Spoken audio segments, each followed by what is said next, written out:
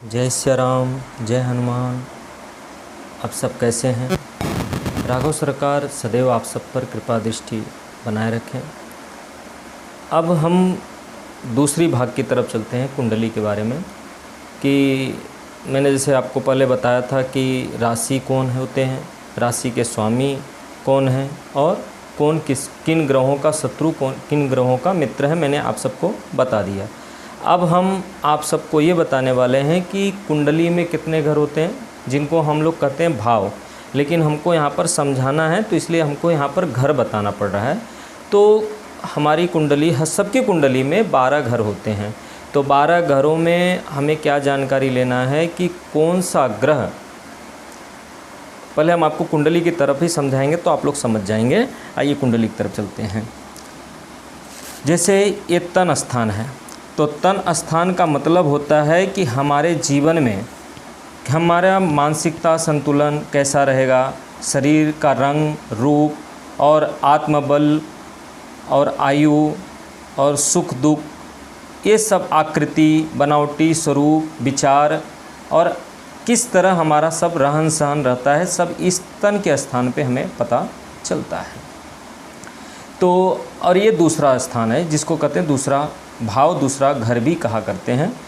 तो हर कुंडली में सबसे पहला इसको लग्न कहा जाता है। लग्न मतलब होता है कि पहला घर, यहाँ से गणना होती है, यहाँ से आप जो है ऐसे ऐसे बढ़ते जाएंगे। तो हम आपको पहले भाव के बारे में बताया, अब दूसरी भाव की तरफ चलते हैं। ये दूसरा भाव होता है धन का। यहाँ पर लिखा हुआ है धन। तो धन का मतलब ये यहाँ पे जैसे हम कोई काम धाम करते हैं, हमारा बैंक बैलेंस कितना है और हमारे परिवार में लोग कैसे रहेंगे कैसे नहीं हैं, और हमारे वाणी में कैसा नियम, माने कहते हैं वाणी में कौन सा ग्रह यहाँ पर बैठा है जिससे हमारे वाणी में मिठास हो, खटास होता है। इसे कहते हैं ना, कुछ लोग होते हैं कि कुछ भी बोल देते तो लोगों को बुरा लग जाता है। तो हमें यहाँ दूसरे भाव से पता चलता है धन के बारे में, परिवार के बारे में, मित्र के बारे में, और आँख के बारे में, नाक के बारे में, स्वर, सुंदरता और मान, प्रेम, सुख, भोग, संचित, ये सब हमें सब यहाँ से पता चलता है। और हमारे अध्ययन, माने हम कितना अध्ययन कर सकते हैं, किसके माने कैसा अध्ययन होगा, हमारा अध्यात्म है कि हम जो स्कूलों में पढ़ते हैं वैसा ज्ञान है, जैसा भी हो, यहाँ ज्ञान के बारे, यहाँ से ज्ञान के बारे में भी हम पता करते हैं और वाणी के बारे में भी पता करते हैं। जैसे वाणी में होता है कर्कशता, माने वाणी के द्वारा सारा रिश्ता खराब होना, यहाँ से हमें पता चलता है। अब तीसरा स्थान पे हम देखते हैं, तीसरा घर ये होता है भाई का, भाई बहन का, नौकर का, और हिम्मत माने पराक्रम और हिम्मत के बारे में, और व्यापार में हमें कितना मेहनत करना पड़ेगा कितना नहीं, ये सब हमें यहाँ से पता चलता है।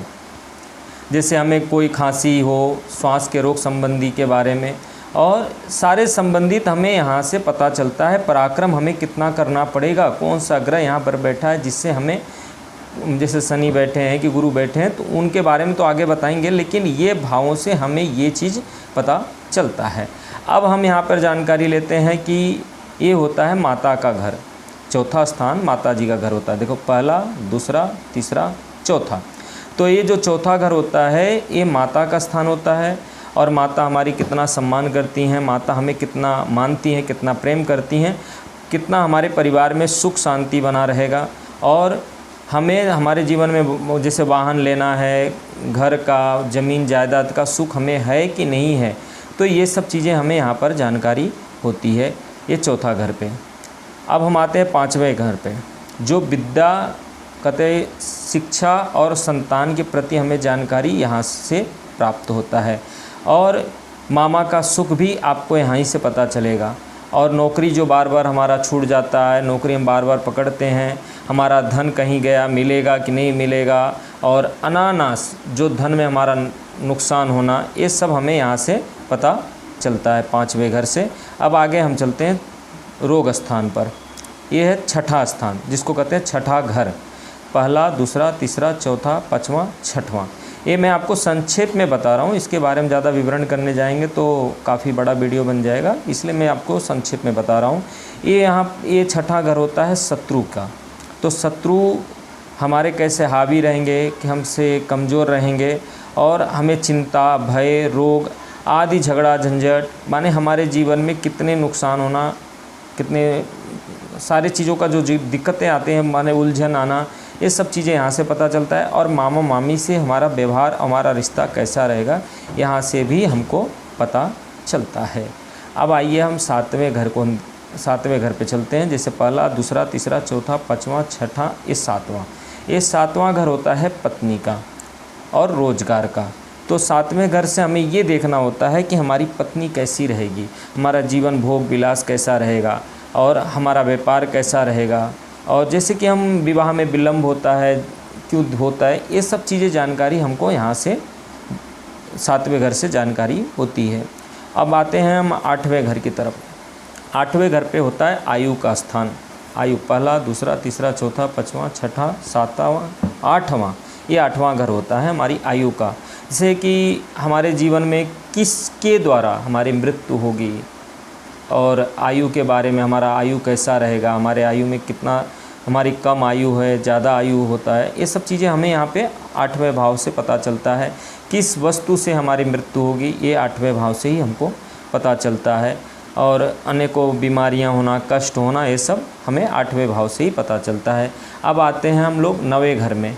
यहाँ पर है नवां घर, ये आठवां ये था, अब ये नवां घर। नवां घर होता है भाग्य का।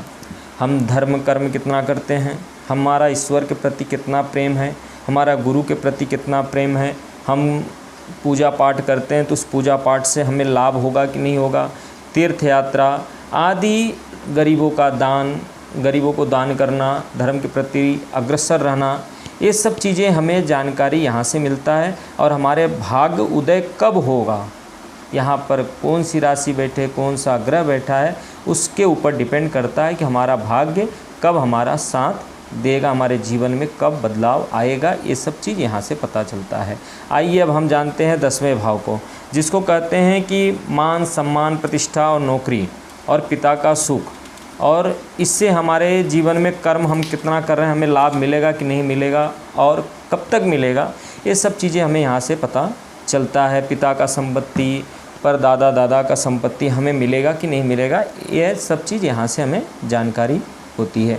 अब आइए हम चलते हैं 11वें भाव, जिसको कहते हैं 11वां घर। पहला, दूसरा, तीसरा, चौथा, पाँचवा, छठा, सातवां, आठवां, नौवां, 10वां, 11वां, ये होता है लाभ का।